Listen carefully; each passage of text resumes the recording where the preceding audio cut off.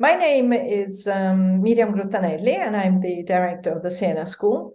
And the people who worked with me on the exhibition part of our Deaf Museum project were Pia, the interpreter, Filippo and Nicola, the performers, Gabriele, the video maker, Irene, the photographer, and then three girls, Silvia, Veronica, and Clio, who helped us with the administration.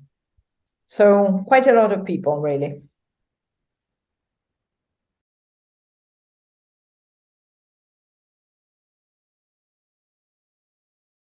The name of the exhibition was Il segno della memoria, which basically means the mark of memory.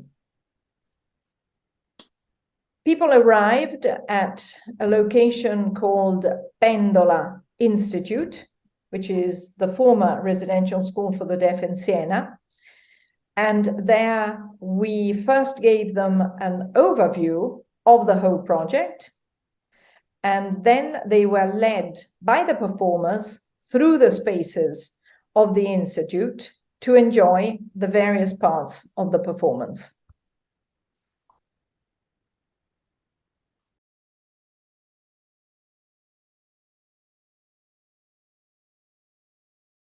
The story of and the history of residential schools for the deaf has mostly been told by hearing people.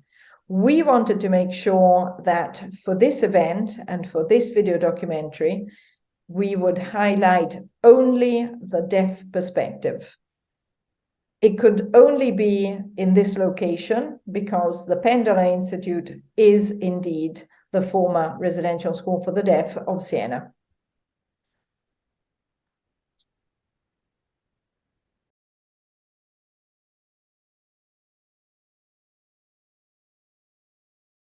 We chose to create a performance because this allowed us to create two results at the end.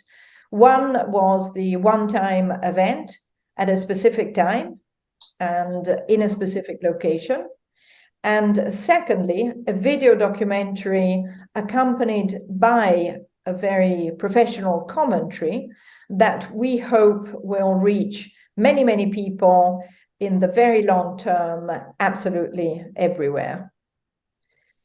The documentary can be seen by accessing the project site, which is deafmuseums.eu, or by accessing our institute's website, sienaschool.com.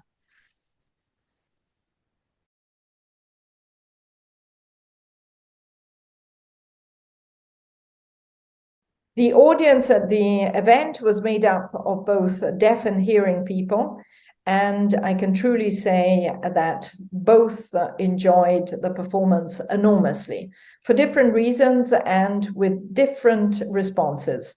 Some had very emotional responses to it, some were intrigued, challenged by the language, but everybody said that it was fascinating and incredibly instructive and interesting.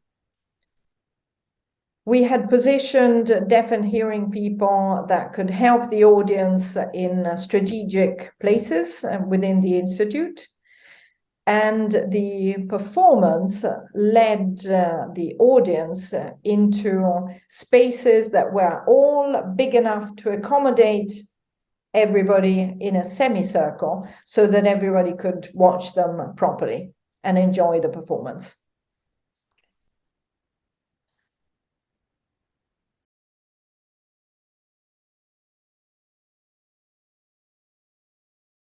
The performance was such a success that indeed we are planning to have more of the same, though this particular one I doubt will be repeated because it was so site-specific. But certainly we would be interested in asking more deaf artists to create more artwork based in the memory of the deaf community.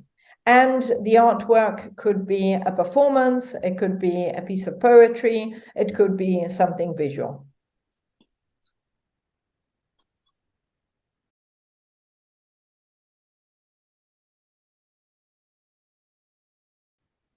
The most important lesson that we learned during the process was something that we probably already knew, and that is that art really is a very, very powerful and rich tool that can cross any kind of boundary, whether the boundary is a cultural one, a language one, an age one. Art is the real means to accessing everybody.